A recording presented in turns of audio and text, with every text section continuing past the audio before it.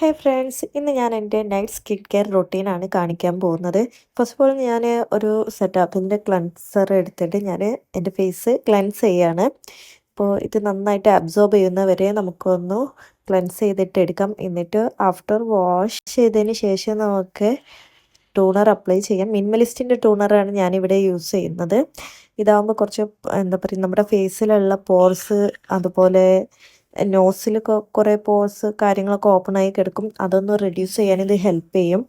പിന്നെ ഞാൻ ഡോക്ടർ റാഷേലിൻ്റെ ഒരു പ്രൊഡക്റ്റും കൂടെ യൂസ് ചെയ്യുന്നുണ്ട്, വൈറ്റമിൻ സി സിറം. ഇത് കുറച്ചുകൂടെ ബ്രൈറ്റൻ ചെയ്യാൻ കുറച്ച് എന്താ പറയുക, ഓറഞ്ച് ഷെയ്ഡിലാണ് ഇത് വരുന്നത് കേട്ടോ. നമ്മുടെ ഫേസ് തന്നെ ഓറഞ്ച് ഷെയ്ഡാകും. അത് ഇഷ്ടമുള്ളവർ മാത്രം യൂസ് ചെയ്താൽ മതി, വൈറ്റമിൻ സി സിറം എന്ന് പറയുന്നത്. പിന്നെ മിനിമലിസ്റ്റിൻ്റെ ആ ഒരു മോയ്സ്ചറൈസറും കൂടെ യൂസ് ചെയ്യുന്നുണ്ട്.